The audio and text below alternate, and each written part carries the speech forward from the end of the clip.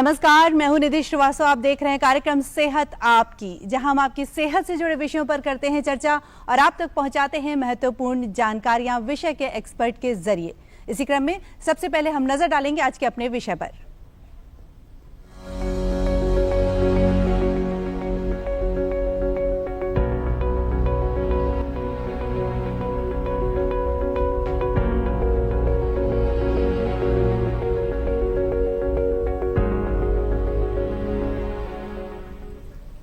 और आज का हमारा विषय है महिलाओं में हार्मोनल बदलाव और मौखिक स्वास्थ्य से उसका संबंध।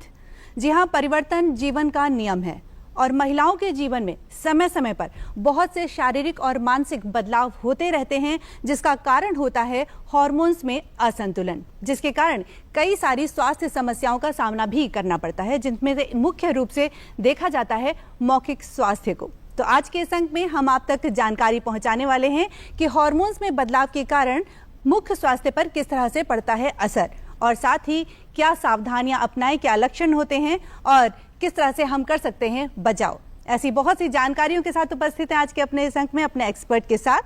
सबसे पहले हम आपको अपने एक्सपर्ट से मिलवाते हैं। हमारे साथ हैं लखनऊ की जानी मानी dentist doctor Himangi Dubey. Doctor Himangi, कार्यक्रम में आपका बहुत स्वागत है।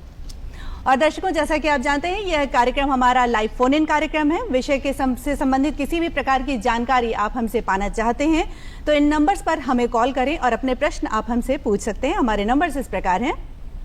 हमारे नंबर्स हैं 0522-4015-988, एक और नंबर 0522-220-5756। इन नंबर्स पर आप हमें कॉल करें और विषय से संबंधित किसी प्रकार की जानकारी आप हमसे पूछ सकते हैं। तो जब तक हमारे दर्शक हमसे जुड़ते हैं, हम चलते हैं अपने विषय पर। हमारा आज का विषय है हार्मोन्स में बदलाव और मुख्य स्वास्थ्य से उसका संबंध। हमारे साथ हैं डॉक्टर हिमांगी जी। डॉक्टर हिमांगी, सबसे पहले हम आपसे ये जानना चाहेंगे, हम आज बात कर रहे हैं महिलाओं के हार्मोनल बदलाव की, तो महिलाओं के जीवन में वो कौन कौन से स्टेजेस होते हैं जिसमें हार्मोन्स में बदलाव देखा जाता है? देखिए, महिलाओं के जीवन में मुख्यतः जो हार्मोन्स में बदलाव देखे जाते हैं वो इन 6 चरणों में देखे जाते हैं, 6 स्टेजेस में देखे जाते हैं। पहला है प्यूबर्टी, जिसमें जो गर्ल है, जिसमें जो लड़की है वो अपनी किशोरावस्था में प्रवेश करती है। उसका पहला मासिक धर्म जो है वो शुरू होता है। इस दौरान जो ईस्ट्रोजन और प्रोजेस्टेरोन नाम के हार्मोन्स हैं उनमें तेज़ी से बदलाव होता है। सेकेंड स्टेज जो है उसकी अगर हम बात करें तो वो है आपका मासिक धर्म। हर महीने ऑलमोस्ट उस जो भी हार्मोन्स हैं उनके लेवल्स में तेज़ी से उतार चढ़ाव हो रहा होता है, स्पेशली ईस्ट्रोजन और प्रोजेस्टेरोन हार्मोन्स के लेवल्स में। थर्ड जो है ये आपका प्रेगनेंसी या गर्भावस्था जिसे हम कहते हैं, इस दौरान ईस्ट्रोजन और प्रोजेस्टेरोन के लेवल्स में तेज़ी से जो उतार चढ़ाव है वो बना रहता है।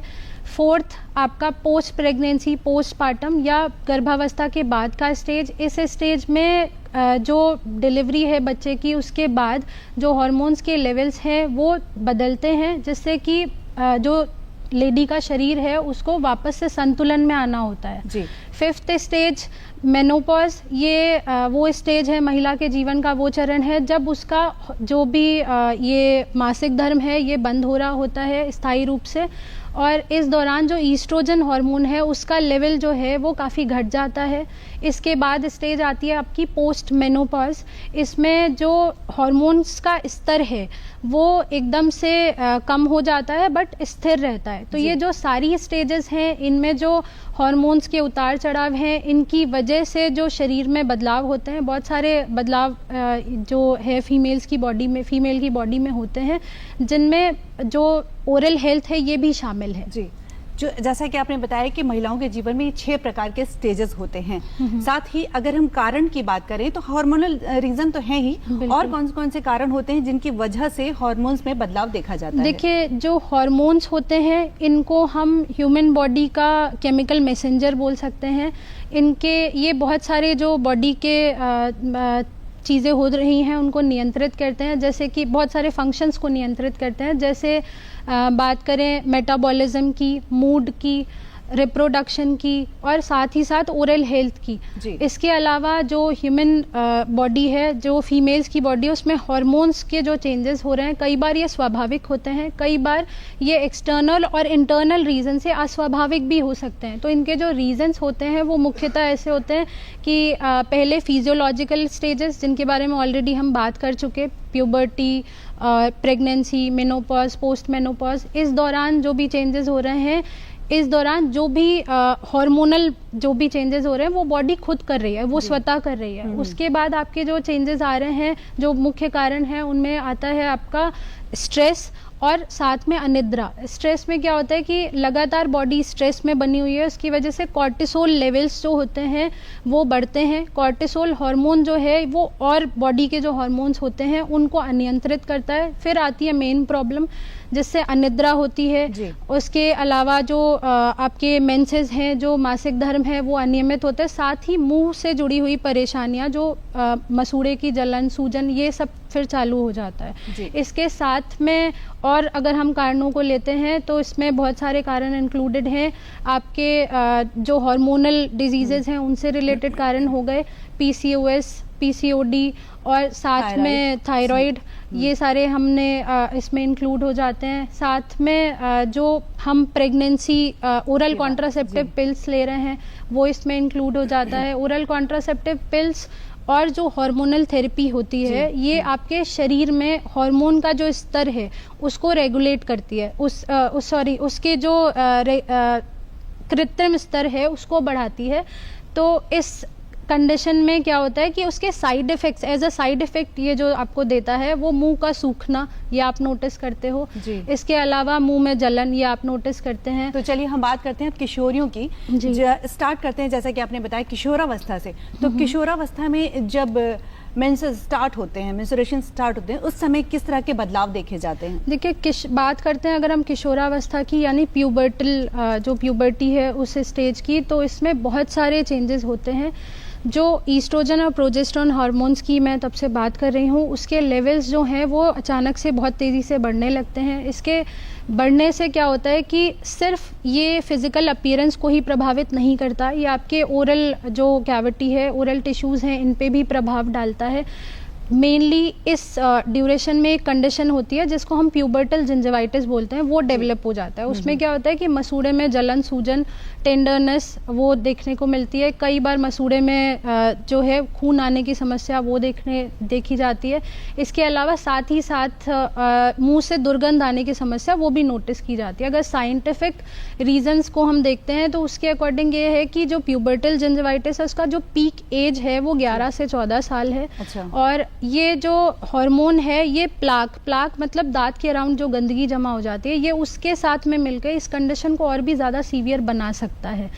तो अगर ये कंडीशन अनट्रीटेड छोड़ी जाती है और इसका इलाज नहीं किया जाता तो ये भविष्य में बहुत ही ज़्यादा सीवियर ओरल इन्फेक्शन का जो है बेस बना सकता है। तो ऐसे में अगर किसी भी प्रकार का लक्षण किशोरियों में देखा जाए तो तुरंत डॉक्टर से संपर्क किया जाना चाहिए। तो ऐसे में डॉक्टर्स क्या कहते हैं, किस तरह की सलाह देते हैं? मैं इसको तो पहली चीज़ ये बोलना चाहती हूँ कि जैसे ये चीज़ें जब भी आप नोटिस कर रहे हैं तो ये आपका एक गोल्डन अपॉर्चुनिटी, गोल्डन पीरियड है, जिस दौरान जब आप इसको नोटिस करें तो तुरंत ही उसका एक्शन लिया जाना चाहिए। और ये ऐसा पीरियड है कि जब आप इसको समझते हैं, जब जो फीमेल्स की बॉडी में चेंजेस हो रहे हैं वो उसको समझ रहा है, उस समय पे अगर उसको उचित ओरल हाइजीन जो है वो दी जाए, उचित ओरल हाइजीन की नॉलेज दी जाए, तो पूरी लाइफ के लिए जो उसका बेस है डेंटल हाइजीन का, वो मजबूत हो सकता है। ऐसे में क्या दांतों की संरचना पर भी कुछ फर्क पड़ सकता है? बिल्कुल, इसमें दांतों की संरचना पर भी फर्क पड़ता है। हाइजीन अगर मेंटेन नहीं रखती हैं तो जो दांत हैं वो हिलने से लेकर और भी काफी सारी समस्याएं हैं जो हो सकती हैं। जी, बहुत ही अच्छी जानकारी। एक कॉलर हमसे जुड़े हुए हैं। हेलो। हाँ, हेलो जी, अपना नाम बताइए। बिंदु कुमारी जी, अपना प्रश्न पूछिए। प्रश्न है कि हम आरसीटी करवाए 10 दिन पहले। जी, 10 दिन पहले आरसीटी करवाए हैं। अच्छा। तो थोड़ा सा ऊपर वाला दांत है, स्माइली दांत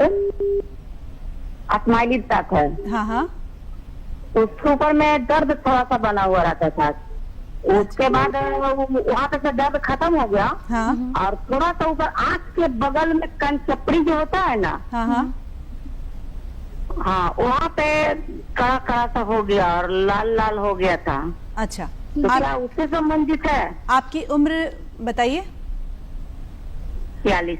46। ठीक है, सबसे पहले तो मैं ये जानना चाहती हूँ कि जो आपका आरसीटी प्रोसीजर चल रहा है वो अभी रनिंग है, प्रोसीजर हो रहा है या कंप्लीट हो चुका है? अगर वो कंप्लीट नहीं हुआ है तो सबसे पहले आपको अभी 2-3 सिटिंग, जो आरसीटी का प्रोसीजर है वो 2-3 सिटिंग अभी आपको और जाना पड़ेगा। जो आप प्रॉब्लम बता रहे हैं वो ज़रूर इससे रिलेटेड हो सकता है कि अभी जो इन्फेक्शन है वो कम्प्लीटली ट्रीट नहीं हुआ हो और जो ड्रेसिंग है वो कर दी गई है, तो उस वजह से आपको सूजन अभी वहाँ पे दिख रही है। तो पहले तो आप उसको कंप्लीट कराइए और एक एक्सरे जो है वो ओरल हेल्थ एक्सपर्ट करेगा, उसके बाद आपको पूरी जानकारी दी जा सकती है। जी, हमें उम्मीद है आपको अपने प्रश्न की जानकारी ज़रूर मिल गई होगी। और डॉक्टर हिमांगी, हम बात कर रहे थे हार्मोनल बदलाव की। अगर हम प्रेगनेंसी पीरियड में चलते हैं तो प्रेगनेंसी से पहले के समय में क्या किसी तरह का हार्मोनल बदलाव देखा जाता है महिलाओं के शरीर में, या पहले के 3 महीने अगर हम ले लें तो जिसमें बहुत ज़्यादा मूड स्विंग होता है, हर तरह के परिवर्तन देखे जाते हैं, उसमें क्या ओरल हेल्थ के बारे में हमें बताइए। देखिए, प्रेगनेंसी के ड्यूरेशन की अगर बात करें तो प्रेगनेंसी में बहुत सारे ओरल और डेंटल जो प्रॉब्लम्स हैं वो नोटिस की जाती हैं और इसका मुख्य कारण, इसका जो मुख्य संबंध होता है वो आपकी बॉडी में हो रहे हार्मोनल बदलाव से हो सकता है। इसमें जो मुख्यतः एक हार्मोन है उसका लेवल तेज़ी से बढ़ता है, वो है प्रोजेस्टेरॉन। प्रोजेस्टेरॉन जब बॉडी में बढ़ना चालू होता है तो ये आपके कुछ हार्मोन्स के लिए एक स्पेसिफिक एनवायरनमेंट प्रोवाइड करता है, जो हार्मोन्स को एक ऐसा एनवायरनमेंट देते हैं कि वो तेज़ी से ग्रो कर पाएँ। तो वो कुछ उनमें से कुछ हार्मोन ऐसे हैं जो आपके उत्तरदायी होते हैं ओरल इन्फेक्शन और ओरल जो भी मसूड़े के अराउंड सूजन हो रही है उसके लिए। ऐसी स्थिति में जो प्रेग्नेंट फीमेल्स हैं उनमें मसूड़े में जलन, सूजन और मसूड़े का टेंडरनेस जो होता है वो शुरू हो जाता है। कुछ महिलाओं में तो ये भी नोटिस किया जाता है कि एक छोटी सी गांठ जो है मसूड़े पर वो डेवलप हो गई, जिसे हम प्रेगनेंसी ट्यूमर भी बोलते हैं। अच्छा। और ये यहीं नहीं रुकता, ये ऐसा है कि अगर प्रेगनेंसी ड्यूरेशन में ट्रीट नहीं किया जाता ओरल प्रॉब्लम्स को तो ये आपका जो है खून के जरिए ये फीटस तक, बच्चे तक पहुंच के उसको भी नुकसान पहुंचा सकता मतलब है। गर्भ में पल रहे शिशु को भी नुकसान पहुंचा सकता है। या साइंस का कहना तो यहाँ तक है कि अगर मुंह में जो भी परेशानियां हैं या गम इन्फ्लेमेशन, गम इन्फेक्शन को, मसूड़े के जो सूजन है उसको अगर ट्रीट नहीं किया जाता तो ये आपको प्री टर्म डिलीवरी, बच्चे के समय से पहले पैदा हो जाने का जो खतरा है वो भी बढ़ जाता है। और इसके साथ साथ जो लो बर्थ वेट, बच्चे का सामान्य वजन से कम होना, इसका भी खतरा बढ़ जाता है। रीसेंट रिसर्च के हिसाब से जो पीएमएस है, मतलब जो मेंस्ट्रुअल साइकिल है, उसके दौरान मतलब प्रेगनेंसी में टेम्पोरोमैंडिबुलर जॉइंट जो है उसका दर्द, टेम्पोरोमैंडिबुलर जॉइंट मतलब ये जो जबड़े का दर्द है ना, ये भी जो है बढ़ जाता है। तो ये भी अभी रीसेंट रिसर्च में आ रहा है सामने। एक कॉलर हमसे जुड़े हुए हैं। Hello hello. हाँ निधि मैडम, मैं भोपाल से बोल रहा हूँ, डॉक्टर प्रदीप साहू। जी, स्वागत है आपका कार्यक्रम में, अपने प्रश्न पूछें। हाँ डॉक्टर साहब नमस्कार। जी नमस्कार। डॉक्टर साहब ये बताइए, बेसिकली क्या होता है, ह्यूमन बॉडी में जो हार्मोन्स होते हैं वो ब्लड के थ्रू सर्कुलेट होते हैं। जी, तो ओरल हेल्थ पर ही आज आपने फोकस किया है, क्योंकि उसको हार्मोन्स को तो पता नहीं है। ठीक है, ओरल हेल्थ पर इतना क्यों फोकस किया है? हार्मोन जो होगा पूरी बॉडी में दूसरे पार्ट्स पर भी कौन सा इफेक्ट डालता है? ओरल हेल्थ से विशेष क्यों संबंध है इसका? क्योंकि ब्लड के थ्रू सर्कुलेट होते हैं, पूरी बॉडी में होते हैं, तो ओरल हेल्थ से उसका क्या मतलब है? क्या संबंध है? जी देखिए, जो हार्मोन्स है उसका ओवरऑल पूरी बॉडी पर फ़र्क पड़ता है। हम जब ओरल हेल्थ की, जब हम हार्मोन्स की बात करते हैं तो जनरली हम रिप्रोडक्टिव हेल्थ तक ही आकर सीमित हो जाते हैं। हमें इसका ध्यान नहीं देते कि जब वो सिस्टमिकली पूरी बॉडी को इन्वॉल्व कर रहा है, पूरी बॉडी पर अपना इफेक्ट डाल रहा है, तो सबसे पहले जहाँ पे उसके मुख्य संकेत दिखते हैं वो है ओरल कैविटी।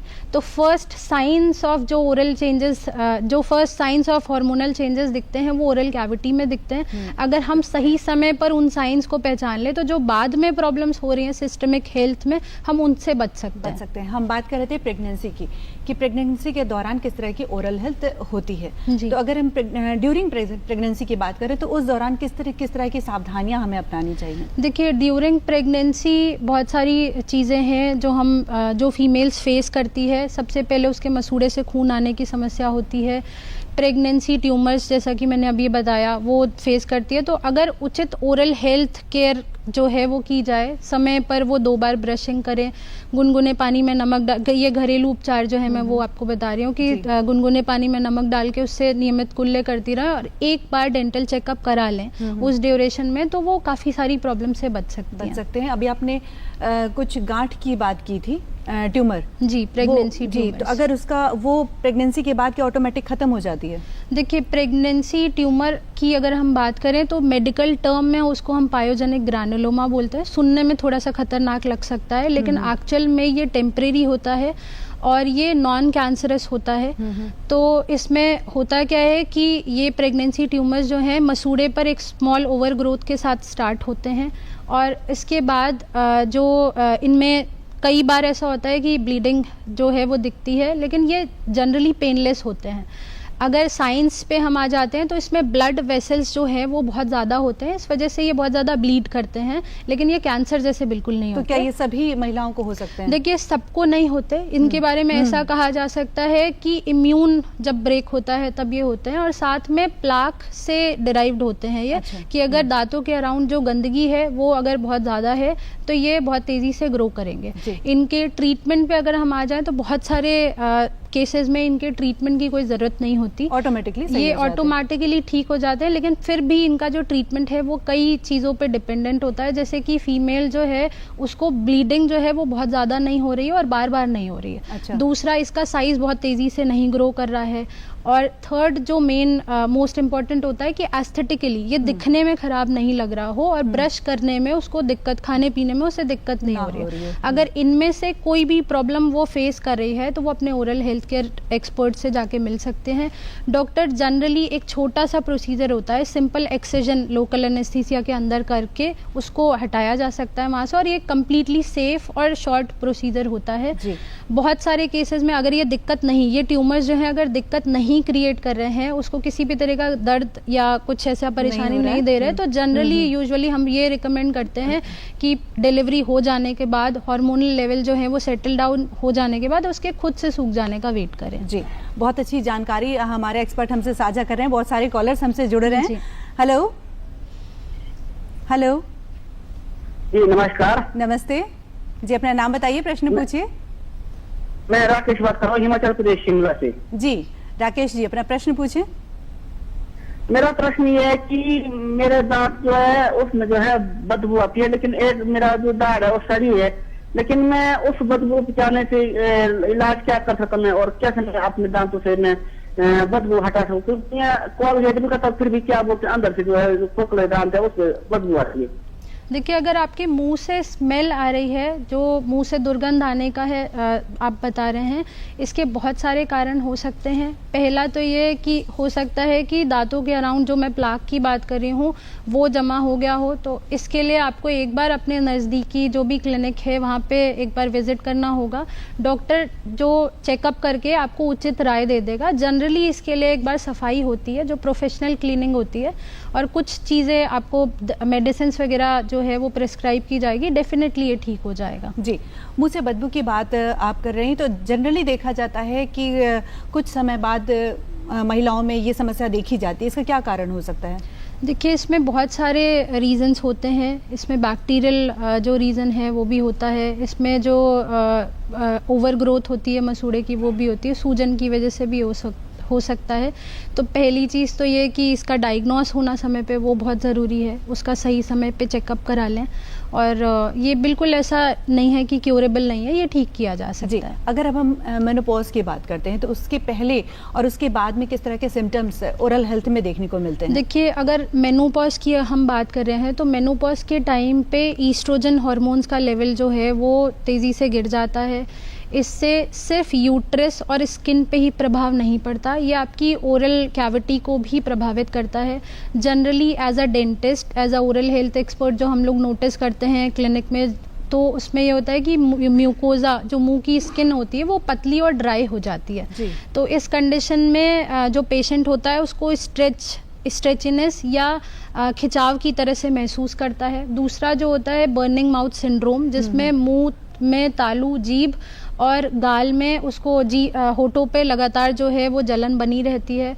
इसके अलावा मेडिकल टर्म में ज़ीरोस्टोमिया बोलते हैं, नॉर्मल भाषा में अगर बोलें तो मुंह का सूखना एक आम समस्या हो जाती है इस समय पे। इसमें इसकी वजह से जो और प्रॉब्लम्स होती हैं वो ये हो गया कि दांतों में सड़न जो है वो जल्दी होने लगती है और फंगल इन्फेक्शन। हम आपको थोड़ा रोकेंगे, कॉलर हमसे जुड़े हुए हैं। हेलो जी, अपना नाम बताइए, प्रश्न पूछिए। जी, मैं सौम्या अग्रवाल पुणे से बात कर रही हूँ। जी सौम्या जी, अपना प्रश्न पूछिए। मेरा प्रश्न ये है कि पीरियड्स के दौरान मेरे जबड़े में बहुत दर्द होता है। अच्छा, तो इसका कोई कारण या कोई सॉल्यूशन? जी, जैसा कि मैं अभी बता भी रही थी कि अभी जो रीसेंट रिसर्च है उनके अकॉर्डिंग ये बोला गया है कि पीएमएस मतलब मेंस्ट्रुअल साइकिल के दौरान में जो ये टेम्पोरोमैंडिबुलर जॉइंट है, टीएमजे यानी जबड़े का दर्द, ये जो है आप आजकल काफ़ी नोटिस किया जाता है और ये प्योरली जो है ये हार्मोन इन्फ्लुएंस हो सकता है। तो इसको आपको जो है एक बार इसका एक ओरल एक्सरे होता है वो आपको कराना चाहिए और नज़दीकी जो भी आपकी डेंटल क्लिनिक है वहाँ विजिट करें। डेफिनेटली इसका जो सोल्यूशन है वो आपको दिया जाएगा। जी, हम मेनोपॉज की बात कर रहे थे कि उसके जब मेनोपॉज का टाइम आता है, स्टार्ट होने वाला होता है, या हम कह सकते हैं कि 40-45 के बाद की एज, तो उसमें किस तरह के सिम्टम्स दिखते हैं और किस तरह की सावधानियों को हमें अपनाना चाहिए? जी, मैं जैसे बता रही थी आपको कि ज़ीरोस्टोमिया जो हमने अभी डिस्कस किया कि मुंह में जो फंगल इन्फेक्शन है उसका खतरा बढ़ जाता है उसकी वजह से। उसके बाद में जो पोस्ट मेनोपॉजल विमेंस होती हैं, स्पेशली जो हार्मोनल थेरेपी पे नहीं है, उनमें मुंह की हड्डी का जो गलना, जो जॉ बोन है, उसका लॉस जो है वो एक्सेलरेट हो जाता है। इसके वजह से जो भविष्य में जब कभी वो डेंचर पहनती हैं तो डेंचर की फिटिंग अच्छी नहीं होती। उस दौरान उनको जो है दांत हिलने की समस्या ये भी जो है कॉमन हो जाती है। इसका जो मुख्य कारण है अगर हम इसको समझें तो ये होता है कि जो लेस ईस्ट्रोजन है, ईस्ट्रोजन की कमी है, वो बोन मेटाबॉलिज्म को इफेक्ट करता है, जिसकी वजह से पोस्ट मेनोपॉजल विमेन में पेरियोडोंटल बीमारियों का खतरा, पेरियोडोंटल बीमारी मतलब जो मसूड़े से रिलेटेड बीमारी है, इनका खतरा जो है वो बहुत ज़्यादा बढ़ जाता है, स्पेशली तब जब ओरल हाइजीन का बहुत अच्छे से ध्यान नहीं रखा जा रहा।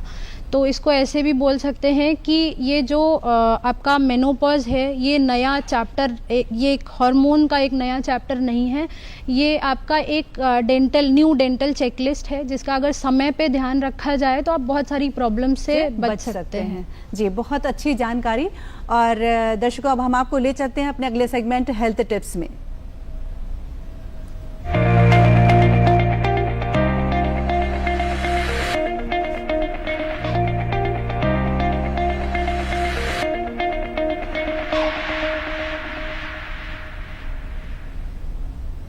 हेल्थ टिप्स में हम डॉक्टर हिमांगी आपसे जानना चाहेंगे कि इतनी सारी जो स्टेजेस आपने हमारे दर्शकों को बताई कि इन सब स्टेजेस में ओरल हेल्थ का हम अच्छे से ख्याल रखें, तो किस तरह से ख्याल रखें, किस तरह से अपने हाइजीन को मेंटेन करें, क्या खाएं, कैसी दिनचर्या होनी चाहिए? देखिए, अगर हम इसकी बात करें तो दांत सिर्फ खाने चबाने का एक माध्यम नहीं है, ये आपकी हार्मोनल हेल्थ का भी एक मिरर है। तो इसकी जो दिनचर्या है, स्पेशली दिनचर्या और जो खान पान है उस पर तो विशेष ध्यान दिया ही जाना चाहिए। कुछ ऐसे पॉइंट्स हैं जो मैं शेयर करना चाहती हूँ कि हर स्टेज में, हर हार्मोनल स्टेज पे एक बार डेंटल चेकअप ज़रूर कराएं। ये मेरे हिसाब से तो मैंडेटरी है, कराना चाहिए हर विमेन को। उसके अलावा जो खान पान पे अगर हम आ जाएँ तो विटामिन डी, B12 और कैल्शियम रिच डाइट जो है वो लेनी चाहिए। साथ में सॉफ्ट ब्रिसल टूथब्रश का यूज़ करें, अल्कोहल फ्री माउथ वॉशेस का यूज़ करें। सबसे मोस्ट इम्पॉर्टेंट जो चीज़ है वो ये कि स्ट्रेस फ्री जो है आप अपना दिनचर्या वैसा लाइफ को वैसा रखें, क्योंकि कॉर्टिसोल, जैसा मैं पहले बता रही थी कि अगर लगातार तनाव में हैं तो कॉर्टिसोल लेवल्स जो हैं वो बढ़ेंगे और ये आपके मसूड़े की हेल्थ के लिए अच्छा नहीं होता। स्पेशली एक चीज़ जो दोबारा से मेंशन करना चाहती हूँ कि प्रेगनेंसी ड्यूरेशन में अपनी ओरल हेल्थ का विशेष ध्यान रखें। जी, अगर हम किशोरियों की बात कर रहे हैं, बच्चों की बात कर रहे हैं, तो आजकल की खान पान को देखते हुए क्या डाइट भी कहीं ना कहीं से मैटर करती है हार्मोन्स के बदलाव में? देखिए, इसको मैं पहले एक बार डिस्कस कर चुकी हूँ कि डाइट का भी विशेष रोल होता है और दिनचर्या का भी विशेष रोल होता है। अगर खान पान में हम बहुत ज़्यादा जंक फूड जो है उसका इस्तेमाल कर रहे हैं, अत्यधिक कैफ़ीन जो है वो इनटेक कर रहे हैं, शराब का जो इनटेक है वो कर रहे हैं, और साथ में अनियमित लाइफस्टाइल है, अगर सोने का समय जो है वो निश्चित नहीं है, उठने का समय निश्चित नहीं है, तो ये सारी चीज़ें जो सीडेंट्री लाइफस्टाइल आजकल अपना रहे हैं, ये धीरे धीरे आपके हार्मोन लेवल को इम्पैक्ट करती हैं। तो डेफिनेटली इस पे भी विशेष ध्यान दिया जाना चाहिए। जी, बहुत अच्छी जानकारी। हमें उम्मीद है हमारे दर्शक ज़रूर लाभान्वित होंगे। तो आज के कार्यक्रम में बस इतना ही। डॉक्टर हिमांगी, आप हमारे कार्यक्रम में आई, इतनी महत्वपूर्ण जानकारी देने के लिए आपका बहुत बहुत धन्यवाद। और दर्शकों, आपका भी हमसे जुड़ने के लिए बहुत बहुत शुक्रिया। मिलेंगे आपसे नेक्स्ट एपिसोड में नए विषय के साथ। तब तक के लिए स्वस्थ रहिए, सुरक्षित रहिए। हमें दीजिए इजाज़त। नमस्कार।